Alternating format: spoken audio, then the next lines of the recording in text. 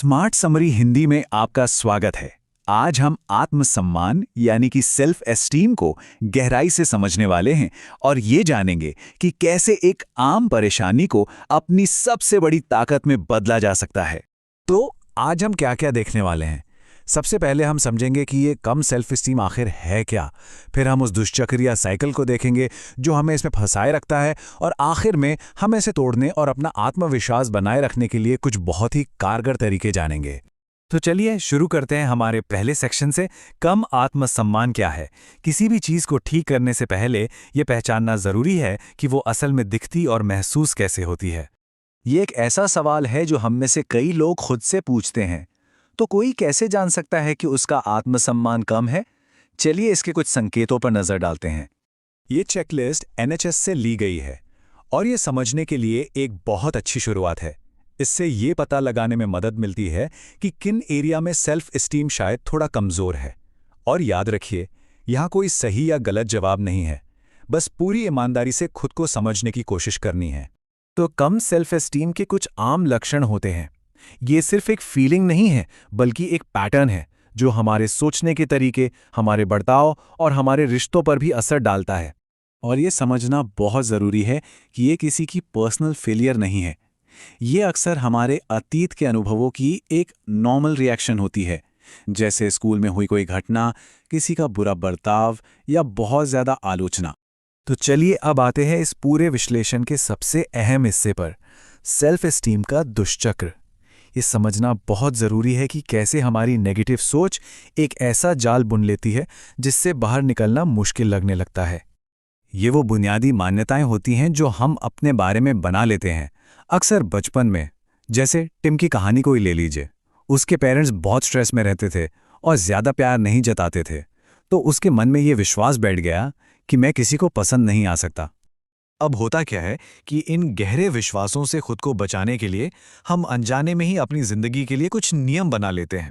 ये हमारी एक तरह की डिफेंस स्ट्रैटेजी होती है। चलिए कुछ उदाहरण देखते हैं। सैंड्रा, रैचल और एलिन के ये उदाहरण दिखाते हैं कि कैसे ये नियम भले ही शुरुआत में मददगार लगें, पर लंबे समय में ये हमें ही नुकसान पहुंचाते हैं और हमारी कम सेल्फ एस्टीम को और पक्का कर देते हैं। वाह, अब ये स्लाइड कमाल की है। ये पूरे साइकिल को स्टेप बाय स्टेप दिखाती है। ये दिखाती है कि कैसे अतीत के अनुभव एक ऐसा चेन रिएक्शन शुरू कर देते हैं जिसमें लोग फंसे रह जाते हैं। और टिम की कहानी इस साइकिल को बिल्कुल साफ कर देती है। वो पार्टियों में जाने से बचता है तो उसे कभी ये जानने का मौका ही नहीं मिलता कि उसकी नेगेटिव सोच शायद गलत हो, और अकेला रहकर उसका ये विश्वास और भी पक्का हो जाता है कि वो वाकई किसी को पसंद नहीं आ सकता। तो अब तक हमने प्रॉब्लम को समझा, अब बात करते हैं सॉल्यूशन की। और सॉल्यूशन की शुरुआत होती है एक सोच के बदलाव से, यानी दूसरों से मंजूरी लेने के बजाय खुद को स्वीकार करने पर ध्यान देने से। मार्क रेक्लाउ का ये विचार इस सोच का आधार है कि असली सेल्फ वर्थ बाहर से नहीं बल्कि अंदर से आती है। असली होने का मतलब है खुद को पूरी तरह से स्वीकार करना, अपनी कमियों के साथ भी, सिर्फ वो हिस्से नहीं जो हमें लगता है कि दूसरों को अच्छे लगेंगे। तो थ्योरी से एक्शन में आने के लिए ये कुछ प्रैक्टिकल टिप्स हैं। ये हमें दूसरों से मिलने वाली तारीफ पर अपनी निर्भरता कम करने में मदद करते हैं और गलतियों को फेलियर की तरह नहीं बल्कि सीखने के मौके की तरह देखने में मदद करते हैं। ठीक है, तो अब समय है अपना टूल किट खोलने का। कॉग्निटिव बिहेवियरल थेरेपी या सीबीटी से ये 4 तरीके बहुत पावरफुल और प्रैक्टिकल हैं जो उस दुष्चक्र को तोड़ने में मदद कर सकते हैं। तो ये हैं वो 4 कमाल के टूल्स जिनके बारे में हम बात करने वाले हैं। हर एक टूल लो सेल्फ एस्टीम के साइकिल के एक अलग हिस्से पर काम करता है। पहला तरीका है एक्टिविटी रिकॉर्ड। इसे स्टेप बाय स्टेप समझते हैं। ये हमें ये पहचानने में मदद करता है कि हमारी जिंदगी में संतुलन कहाँ बिगड़ा हुआ है, और फिर छोटी छोटी एक्टिविटीज प्लान करने में मदद करता है जिनसे हमें खुशी और कुछ हासिल करने का एहसास हो। दूसरा टूल है पॉजिटिव्स रिकॉर्ड। देखिए, हमारे दिमाग की आदत होती है नेगेटिव चीजों पर ज्यादा ध्यान देने की।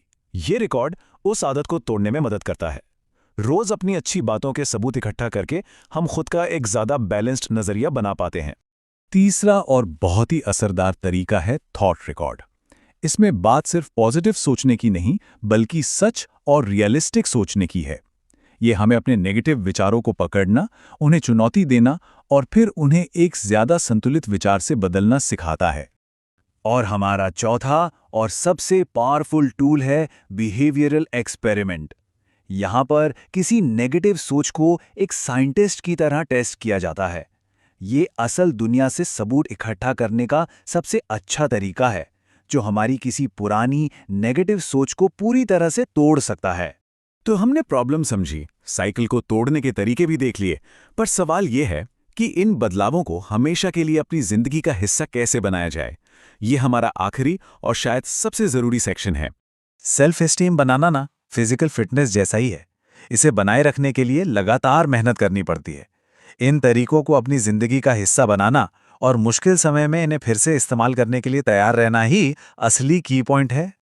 और इसी के साथ हम आते हैं अपने आखिरी लेकिन बहुत जरूरी सवाल पर, क्योंकि असली बदलाव सिर्फ समझने से नहीं बल्कि कुछ करने से आता है।